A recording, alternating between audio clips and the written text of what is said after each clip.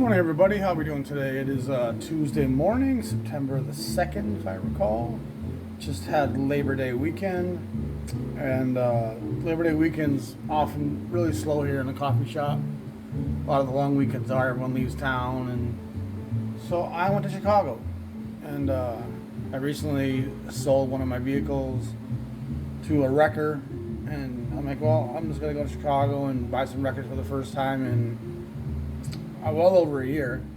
I've bought a few things here and there, like a couple of Tone Poets, but since my wife left 2 years ago, and my financial struggles, I've not really been able to buy hardly anything. And with the DJing coming in now and more work showing up on the horizon here, I felt like it was okay to purchase a few things. I love going to Chicago. It's just such a great city. The renewal of so many of the neighborhoods, from Logan Square to Wicker Park to all those neighbors on the north side, it's so vital and urban and energetic and pulsing with life and activity and just neon nights. And it's not that sterile, phony Vegas neon. I mean, that's such a fake glitter. Vegas is just like the most phony city you've ever been in. It's like this replica of a fake dream. Chicago's a real energy. It's a real nightlife. It's a real organic human experience.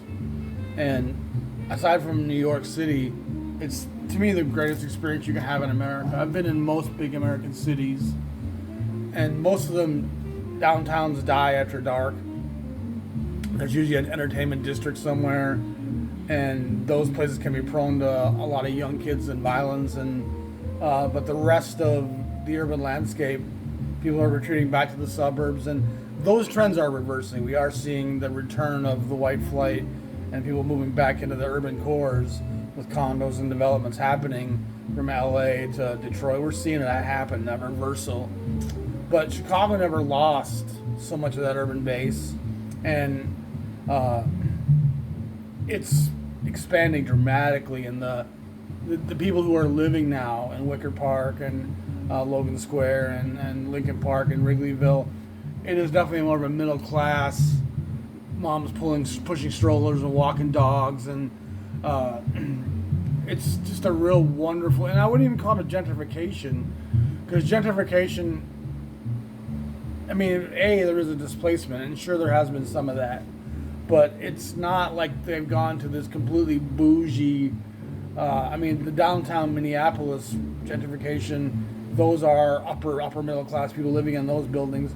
The Chicago urbanization and renewal certainly seems a more across the board, and a lot of young people, not just people driving Audis and Mercedes, and it's a lot of people taking public transit and using little scooters, and I just love the city and its urban bones, its history. It sprawls so far, especially north along the lake, and remains centuries old for such a long way, where a lot of Midwestern cities, that over a century old core is a very small footprint.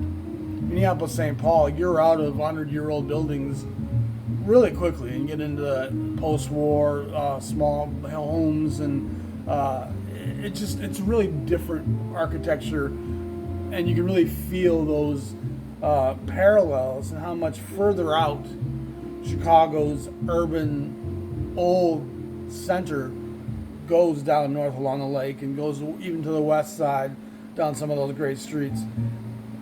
I just love the city. And I did make 2 stops at record stores, and I didn't have a huge budget, obviously. The first stop I made was at Dusty Groove, a great record store. I think it's on Ashland, and it's a very well manicured store. You're not going to treasure hunt in there and find incredible bargains necessarily. I mean, everything's been put in plastic sleeves, everything's been papered, everything's probably been cleaned. It's very manicured, is the best word, curated. And so you'll find some great stuff, And I have, but you're not going to get any great deal or any steal or any. Probably the coolest thing I found there was this 10-inch carrying box, which I'm going to use for some of my DJ work. And it just smells like an old hymnal. And inside are two of the 10 inches I found there. Al Hibbler Sings with the Duke. And this is, I don't know, I have this weird glow today from outside, but a House Party Series 2593. And I love some of these songs. Do Nothing Till You Hear From Me. I Don't Get Around Much Anymore. Two of my favorite Ellington, Al Hibbler compositions. Just great songs. It's Monday Every Day is Fabulous. And so I grabbed that. It wasn't that much. People kind of sleep on Hibbler. And this Teddy Wilson Red Norvo on Mercury. I just love buying 10 inches. It's fun. I didn't buy much else jazz there. I bought a Count Basie. Sorry, not even that. Joe Williams at Count Basie's. Maybe Basie is on this, but Emmett Berry's on, Vic Dickinson, Bobby Donaldson. And this is on Vanguard. Cool cover. Cool Vanguard. The red logo. And the Vanguard sequence, there was quite a few 10 inches and then a number of 12 inches, but they didn't stay long with jazz. They moved on to a lot of other various sounds. And I also got this Swinging on the Moon, Mel Torme on the Verve label. It's in the 2000 series, and I don't think this had an earlier issue. I think this is probably it's got a great, cool space age cover. It's a record I've seen a lot over the years and never sprung for it, but I'm DJing enough, and enough of it's kind of a loungy vibe that I sprung for it this time. And I thought, well, I mean, Mel Torme, right? Velvet Fog, you can't go too wrong. I also picked up a few soul things, and the soul stuff is quite a bit more affordable. Edwin Starr, 25 Miles. I have, I think, a 7-inch of that song. And everyone knows Edwin Starr for War, good God, what is it good for? Absolutely. But this was his second record. And it was just time to add that to the collection. Because I am playing quite a bit of soul right now. Jackie Wilson and Count Basie, manufacturers of soul on Brunswick. Probably towards the end of Brunswick's run. A stereo copy. Jackie Wilson was a great soul singer with some roots in the church and roots in jazz and blues, of course. Which these three things are very synonymous, the church, jazz, and blues. I mean, almost all black singers have some combination of those factors.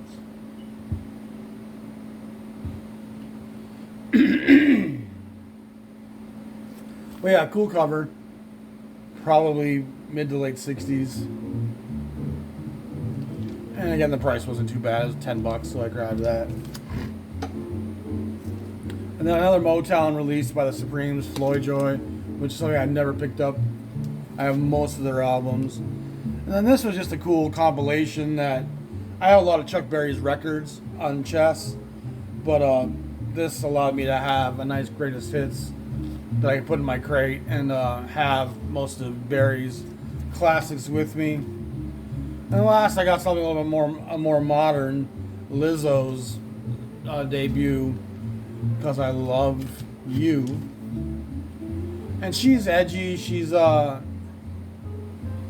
mean, it's a bit like Prince and Cody Chestnut, where it's like just a little naughty with the innuendo constantly and very unfiltered.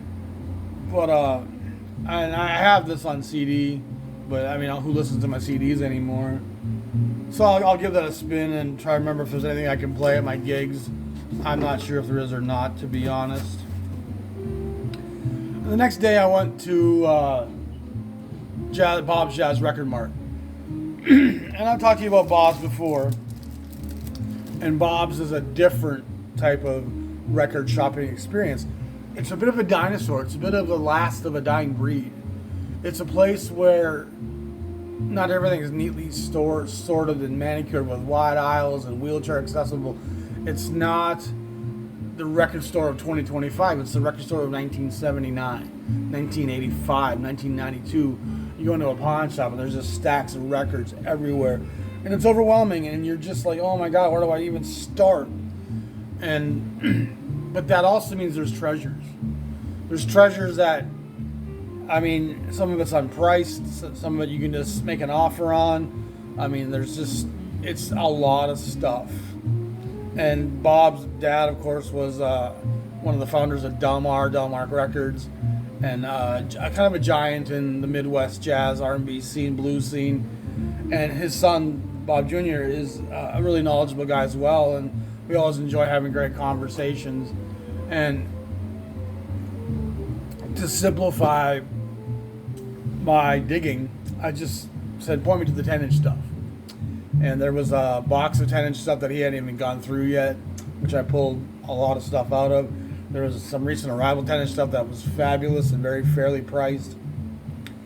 There was some collectible stuff that I couldn't even afford to look at, to be honest.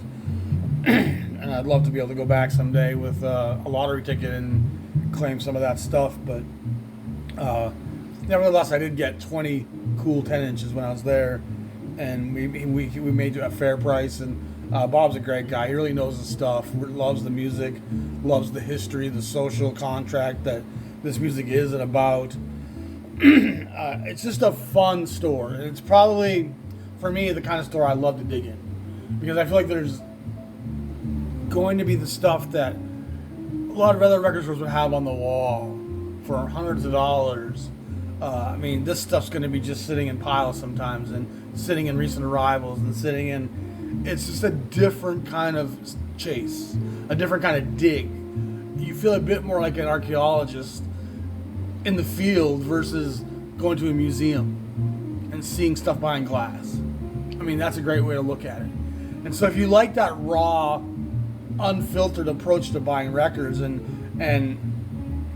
knowing that you need to look at the records yourself and get an idea of what, I mean, because it's just, there's just so much of it. You only have so many hours to, it's an incredible archive that's just waiting for people to dig through.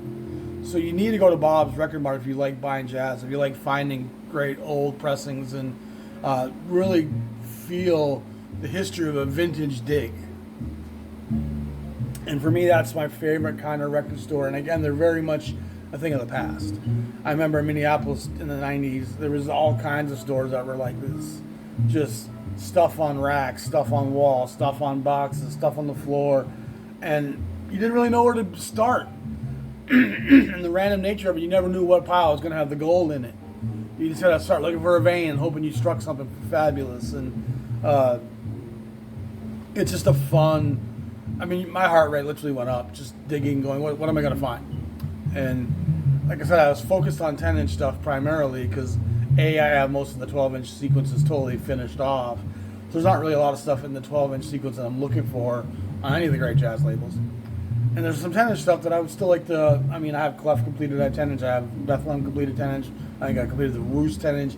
I completed a lot of them, especially the ones that were primarily a 10-inch label. But I mean, there's some stuff I'm still digging for, and a lot of the 10-inch stuff did get reissued on LP, and so not all of it is like prime essence. I need to have it, but it's still part of the history, and it's part of how you understand the context and understand even the 12-inch stuff, the vintage of that music.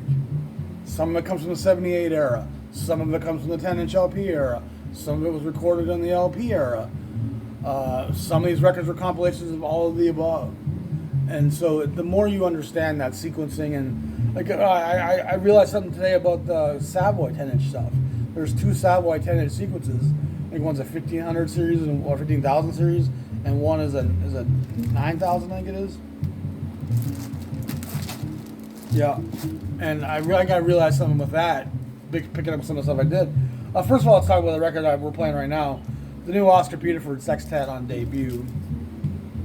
Charlie Mingus is on the bass, and Oscar's playing the cello. And I have this on LP, but I mean, it's just fabulous finding an old 10-inch version of it. ABC Distributing Corp. Right there, that's fun. Julius Watkins, Walter Bishop, Phil Ursul's on the tenor. Percy Bryce is on the drums. Sample not for sale. So it's a promo copy on the debut label. And great cover. Just beautiful stuff. And it's playing pretty wonderfully, to be honest. I mean, I listened to it yesterday, and I'm just playing again right now. And what a cool find. The debut label is a very convoluted string of releases. There's a 10-inch release. There were some 12-inch LPs released, and then a lot of the 10-inch got reissued again with different covers. And then Fantasy ends up buying debut from Mingus, and then a lot of stuff gets different covers again. So the more I can isolate the different debut issues and understand the lineage of everything, the better I can talk about all of it. Next, we're going to talk about some Savoy stuff. And Savoy is an interesting label for a number of reasons. It might be the best value out there today. In terms of its roster of artists and its importance in the jazz age, it's probably the best bang for your buck.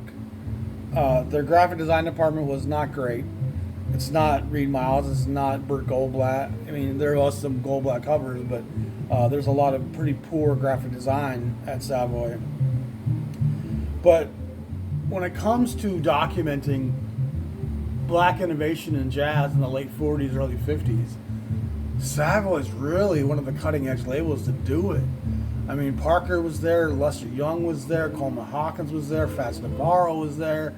I mean, it's kind of a who's who of the leading innovators in bebop and what's to become hard bop. Blue Note really doesn't get that signature Blue Note sound until 55, 54, and with Blakey and Silver and obviously Clifford Brown, but Clifford Brown was an Emersy guy.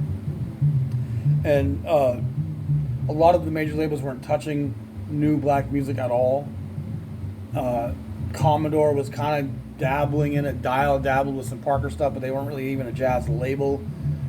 Clef was definitely on the scene doing stuff, but they weren't really documenting the bebop innovation necessarily. And so Savoy really, from post-war through up until the dawning of the LP era, Savoy is probably the most important label in black innovation in jazz. And Teddy Reed, short little street hustler of a guy, he had his ear to the streets. He knew the clubs in Manhattan. He knew the leading players and innovators, and he was a bit of a pimp, a bit of a pusher, a bit of a... he was just a real street hustler. And he was an asset to Lubinsky at Savoy, which was in Newark, across the river. And they end up having a falling out eventually, and Reed forms Roost. And Roost becomes one of the other great labels in the early 50s documenting this same era of black jazz music. But their alliance together was just a fabulous time, and ahead of what Prestige, Riverside's not even on the scene yet. Blue Note's still documenting the George Lewis's, and I mean, Blue Note's starting to move into the modern, but they really weren't there yet. And so, I mean, Savoy, and I have the entire 12,000 sequence, which was the LP release, which a lot of the stuff does get reissued on. But the 10-inch stuff is fabulous. There's some gold black covers in there that I've always wanted to track down. I got this Jay and Kai, which is from the 15,000 sequence. Turns out this is the only record I got that I already have. So, and I have 2 copies of that, which is a little bit unfortunate. I do love the red, robust color of the Savoy label. But I think I've come to a realization with this purchase that the reason why there's 2 10-inch sequences at Savoy is the 15,000 sequence. It looks like from now I have enough records to tell this. I'm pretty sure everything in the 15,000 sequence was kind of current recordings. 52, 53, 54, 55, and they put it out in that 15,000 sequence, which I have, again, quite a few of those, and I have all the 12-inch reissues of it all. The 9,000 sequence, it looks like, is almost certainly all 78 era recordings that they're repackaging on the 10-inch LP in the early 50s. And I'm not 100% positive on that, but that's really looking like what they did. They took 10-inch stuff that was new, 15,000, and the 78 era tracks, they compiled those into the 9,000 sequence. And so one of the great artists that they were documenting here, I mean, it's crazy, Sonny Stitt, but Dexter Gordon. And this is a fabulous Dexter Gordon 10-inch. I mean, again, the graphic design leaves a little bit to be desired, but Dexter was a fabulous voice. We talked about Dexter a few episodes ago, and he was a West Coast giant, Central Avenue in Los Angeles, but he was definitely following the innovations of Parker and the Boppers. Here he is recording, obviously in Newark, presenting Tomorrow's Music Today. Again, beautiful Savoy labels and logos. There's a little pencil on the back. Someone wrote their name on it, but for me, that's just, well, it's not even a pencil. It looks like it's a pen. But again, the graphic design isn't quite up to par with what's going on at Clef and at Bethlehem. But they do bring in Bert Goldblatt here to do some covers quite soon. And there's a number of covers that have that same graphic look, including Fats Navarro, number 9005. And Fats was one of the great trumpet players, really could play bebop. He's in the range of Clifford Brown and in the range of Dizzy Gillespie. He's a real blower. The guy can play. He's got chops. He's got velocity. He's got great acuity. He can really hear the pitch and the tone and enunciate things very cleanly. He died way too young. Another one of the guys victims of the drug epidemic. Thank you, FBI, CIA, for dropping all that stuff off in our black neighborhoods. And so, I mean, these two alone are just such cool pieces of jazz history. And they did both get LP reissues, but it's just cool having those original pieces. And, I mean, Fats does some Blue Note dates coming up in the early 50s as well. And here's a Goldblatt cover. It might be the first Goldblatt at Savoy, number 9007. And it's important to remember that during the 78 RPM era, album art doesn't exist. It's a brown sleeve, kind of like a paper bag sleeve almost. It might have the label on it and the address of the label. It's a business card that they put the record in. I mean, it's not art. And the innovations of Goldblatt and David Stone Martin and others in that era, but those are the two guys that really changed the face of graphic design when it comes to how you package music. Bias is a fabulous player who, Bert Goldblatt, I just love his choice of color palette and the way he pencil draws and his lines are just beautiful. And a lot of the innovation in jazz, obviously David Stone Martin is a huge thing, but David Stone Martin's work is very much his own lane. And although David Stone Martin has some parallels to Goldblatt, it's Goldblatt's use of color and use of geometry, and to me, it's far more influential. And the guys like the Reed Miles who came in the next few years, it's Goldblatt who really is setting the table for what graphic design is going to look like. Don Bias is a great player who went to Europe and stayed there for quite a long time, and sadly fell into quite a bit of obscurity here in America. But he was definitely in that era with Wardell Gray and Dexter Gordon and Lucky Thompson. I mean, he's one of those guys from that era that's just a real player and a beautiful tonality. He's got some of that Lester Young, Ben Webster, creaminess and breathiness, but he still has the velocity of the beboppers. Great stuff. New Sounds of Modern Music is a comp. Some James Moody, some Sonny Stitt, some Dizzy Gillespie, Milt Jackson. Just a cool piece. There's a couple of records in that series. And then here's a second Dexter Gordon 10-inch 9016. And it was this 10-inch and that other Dexter Gordon 10-inch that were coupled into Dexter, was it Way Out West, or We Sit on the Horse. That's these two 10-inches. And Leo Parker's on this, Fats Navarro's on this, Tad Dameron's on the piano, Curly Russell, Max Roach, Art Blakey. So really a lot of great jazz lineage here. In fact, you got Blakey on this session, who's about to launch his platform of the Jazz Messengers. Shows you where his pedigree really comes from. So the fact you have Max Roach on this and Blakey on different tracks, it's a lot of jazz royalty. Bud Powell shows up on some of it. So again, you see Savoy's really a cutting edge. Then Kai Winding, this is out of order.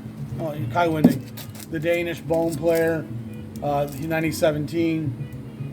Stan Getz, Shorty Rogers, Marty Napoleon, Eddie Safransky, Shelly Manso. Again, all white players on that. And the other one had all black players. Levinsky was definitely a racist and definitely an archaic thinker when it came to race and race relations. Leo Parker, the great baritone saxophonist. Love Leo Parker. Gene Ammons is on this. Howard McGee, Joe Newman, two great trumpet players. Sir Charles Thompson's on the piano. Al Lucas on the bass, and Jack Parker on the drums. So again, these covers aren't anything to write home about. But part of why I love them is that vintage look that they have. So that's some of the great Savoy stuff I got. And again, it was exciting for me. My heart was just pounding and racing. And there was some stuff I had to put back. Obviously, I just didn't have the money. And jazz collecting is not a cheap thing. And it's the one nice thing about being able to bundle some stuff is you can usually get a bit of a better deal. I got 3 period 10-inches. And Period Records was a Leonard Feather label, formed 49, 50, 51, if I recall. And he only does a dozen titles. And he also is doing some classical stuff and folk stuff and other interesting stuff was on Period. And then Bethlehem ends up buying the jazz titles from Period and reissuing a lot of it. I think the Mingus East Coasting was, a lot of the Period stuff does reappear with different covers and different titles on Bethlehem. But Jazzical Moods, Volume 1 and 2. And these are on the Period label. Period has a beautiful burgundy inner label logo. Mingus Laporta, Teo Macero, Oliver King, Clem DeRosa, and Jackson Wiley on the cello. Great sessions, and if I remember, this is the East Coasting. I could be wrong, but definitely the stuff did reappear on Bethlehem. But again, the graphic design here is not fabulous, but it's also not just a brown paper sleeve. And probably 51, 52 is the vintage of that stuff. And then here's an O.C. Johnson Period 10-inch. And O.C. Johnson was a great drummer who shows up on a lot of sessions, worked with Milt Hinton for decades, and Hank Jones, part of the great rhythm section out of New York. So they're on infinite sessions assignment across infinite labels. O.C. was on a lot of things. But one of O.C.'s few records as a leader was on Bethlehem. And turns out that Bethlehem stuff was vintage from the Period label. So again, it's very dated in its graphic design, but it's at the dawning of the graphic era. Now, some kind of interesting stuff that was more just fun curio that I was happy to find. This is probably my first King 10-inch. And there's some fabulous stuff on the King label. Originally out of Cincinnati, then they relocated to Chicago. But there's some Tiny Bradshaw. Train Kept Rolling All Night Long, which is an absolute standard of the jump blues era. I listened to this yesterday. It's just a fun listen. It's right down the middle of the jump blues innovation. Small groups, early rhythm and blues, that is a real predecessor to what's happening in rock and roll and R&B in the 50s. What's happening in the 40s in this jump blues movement is really the bridge from swing and bassy to Ray Charles and James Brown. I mean, jump blues, Louis Jordan, Honey Bradshaw, Bull Moose Jackson, these guys are fabulous innovators, very tongue-in-cheek, very innuendo-laced. It's very fun, body, loud, party music. And these records ruled the race charts throughout the 40s. And white America didn't really follow the jump blues innovation. White America starts following the beboppers, the hard boppers, the free jazz, the avant-garde. The jump blues is what the black Americans were still buying. It was playing in the jukeboxes and the juke joints throughout America. And Tiny Bradshaw's a fabulous, fabulous showman. He's got the charisma of a Cab Calloway, the spunk of a James Brown, the stylings and the innuendo of a Louis Jordan. Just a fabulous, absolute, overlooked giant, Tiny Bradshaw on the King imprint. And so that was, I couldn't pass that up. It was a great opportunity to grab some Tiny Bradshaw. Dizzy Gillespie, his early 50s body of work is kind of really under-cherished. He goes to Verve in 55, 56, and he has a few things on Clef Norgran as well, probably before that. But then he ends up at Philips in 1960 or so, which was a European label. And I think a lot of people ignore Gillespie's work. In the early 50s, Gillespie's work is it's everywhere. And Savoy calls a lot of it together for 12-inch LP release. And some of it got issued on Regent as well. But his stuff comes from Discovery label. It comes from the Esoteric label. It comes from his own label, DG, which Savoy bought that whole imprint out and reissued all of it, the Milt Jackson, all of it. Bill Russo. He's recording. Oh man, he has a lot of 10-inch stuff. I gotta look real quick. He does some sessions for Dial. He does some sessions for GNP. He has some sessions at Roost that get reissued. A lot of it was Parisian recordings that American labels were licensing and reissuing. Just an incredibly broad body of work with a lot of great working bands. Gillespie was the inheritor of the Educator license title. What Ellington was in the 30s and 40s, what Lionel Hampton becomes in the 40s and the 50s, Gillespie becomes that in the 50s and the 60s. A great talent scout, a great teacher of young men. He taught them not just about the music, but how to be a man and how to be a leader and ambassador of not just the music, but also of the black community.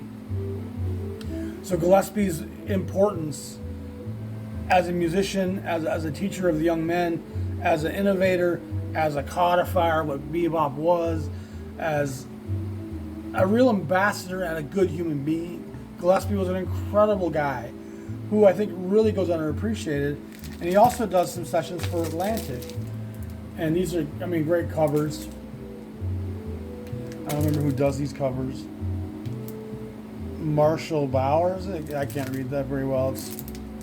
But cool covers. And if I recall, this might have been stuff recorded in France that Atlantic got issue for.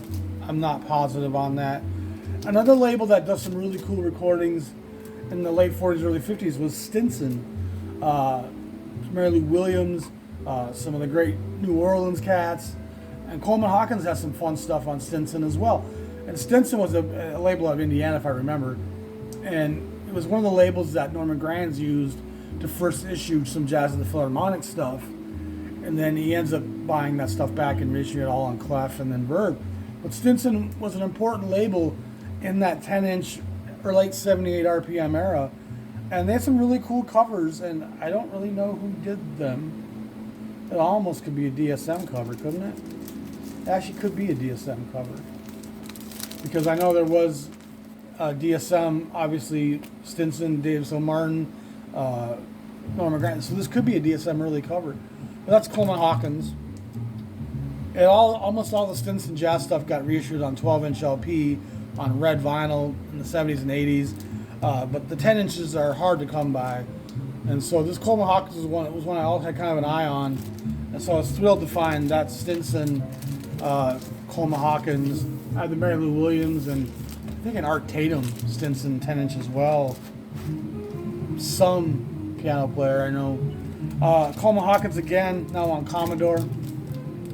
And Commodore was one of the great labels of the late 40s, so definitely 78 RPM era. That out of New York, it was a bookstore, a music store, and Commodore recorded some great stuff in the black community that the white labels weren't touching. And in the late 40s, Commodore is one of the great labels in jazz that's documenting a lot of the great talent that was kind of directionless, trying to find a home in the post-big band era. And again, the white labels weren't really touching black music, especially nothing current. They would issue Armstrong, they would issue Basie, they would issue Ellington, but that stuff was already safe. And so the black cutting edge music of these guys was, I mean, it was for small independent labels that were going to do it. Commodore is really a fantastic imprint. Some of it got issued on LP, but a lot of it doesn't. And I've collected a lot of the Commodore 10-inch stuff. It's another one of those labels I'd like to finish off collecting at some point. Then a label I can't tell you much about is Jazz Panorama. And I have a couple Ellingtons on it. I think I have a Basie on it, Eddie Condon on it. But they have cool covers. And I found a couple Johnny Hodges. And I found another count Basie. And again, they almost look like the covers of music notation books. But Lester Young's on the Basie stuff, which again is worth the price of admission. And Johnny Hodges is one of the preeminent alto players of any era in jazz music. And then last but not least, Kansas City Memories, Jay McShann, with some of young Charlie Parker's early recordings and innovations. Al Hibbler's on this as well, Paul Kinnichet, Walter Brown. Parker does some fabulous playing on this. Some of these records are stuff I've been kind of looking for a while, so I was excited to stumble on a lot of them. And so that's all great jazz history from the late 40s, early 50s that helps us get into and understand what was coming in the LP era, the 55 through 65 era. And from the graphic design innovation to the musical innovation to the racial integration, all this stuff has started to take shape and really come into focus in this era. So hope you all enjoyed that episode. You got to check out Bob's Jazz Record Mart in Chicago. I believe it's on Ashland. No, Irving Park. It's on Irving Park. And Irving Park is a fabulous neighborhood on the north side. Irving Park, decent. It's not that hard to park out there. I mean, Dusty Groove, you can park on Ashland, but it takes a little doing. You can park usually at Record Mart pretty easily. I never had a problem parking out there. And parking in Chicago can be a real challenge, to be honest. Even during the long weekend with people out of town at cabins and up in Wisconsin water skiing, the traffic in Chicago is just unrelentless. I mean, 90, 94, going through the city of Dan Ryan, Kennedy Expressway, those things can be backed up any time of day, any time of night, especially where freeways meet interchange. It's incredible, the traffic. You're often better taking the back streets, but even that I was surprised Friday at rush hour how long it took me to get anywhere. And that's being a long weekend and knowing people were heading out of town. I mean, people usually cut off early on Fridays in the city at noon and head off to their cabin and get their trailer and their boat. But yeah, traffic, you're usually okay after 10 o'clock, but even then, when 90 meets I-90, you're going to back up. When 94, 90 split, you're going to back up.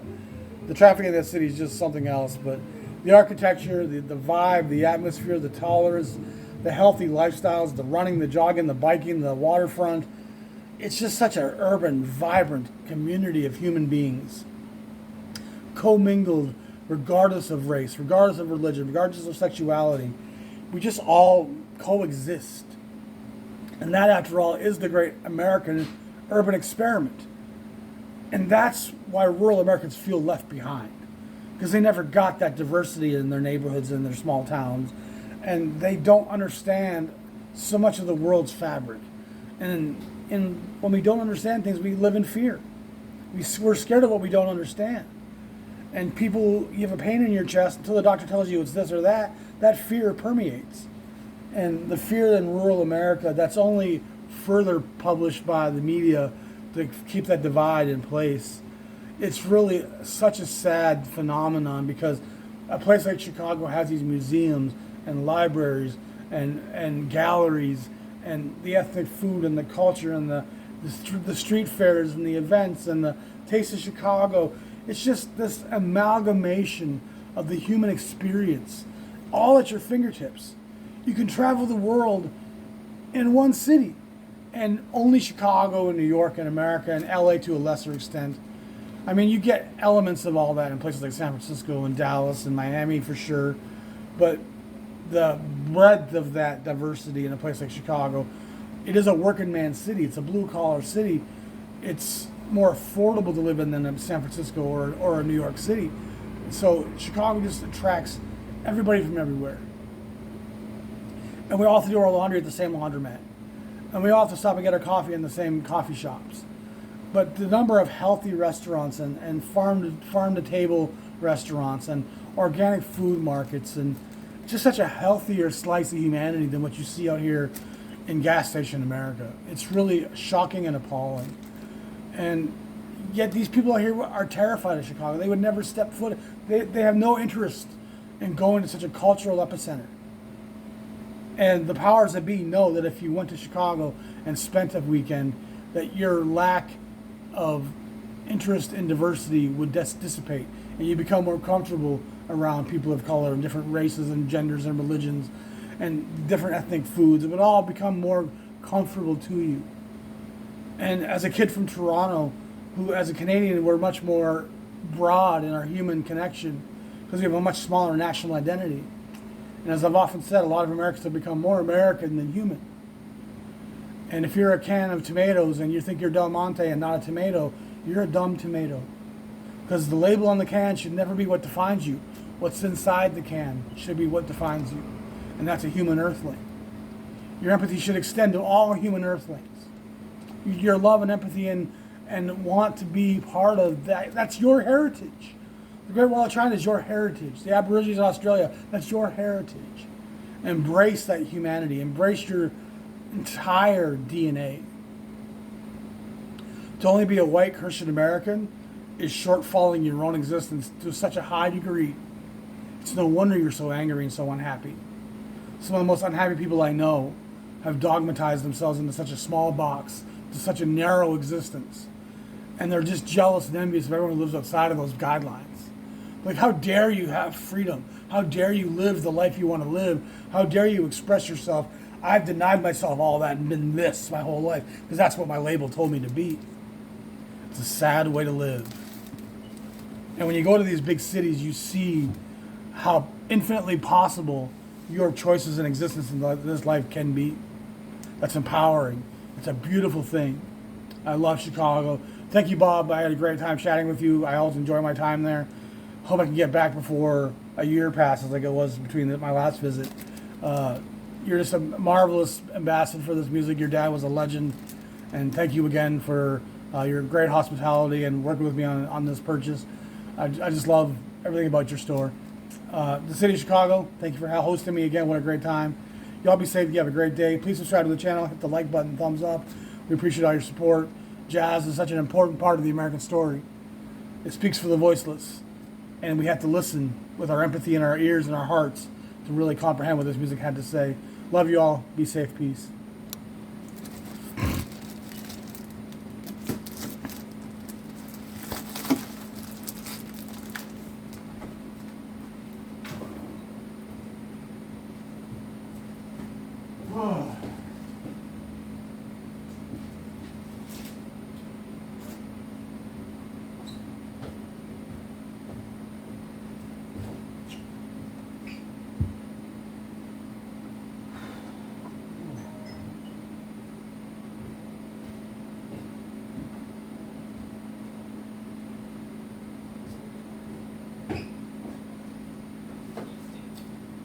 Huh? Yes. Your dick stiff? No. What'd you just say? I did it again. Huh? I did that. Your dick stiff? No. Chris, you got a dick.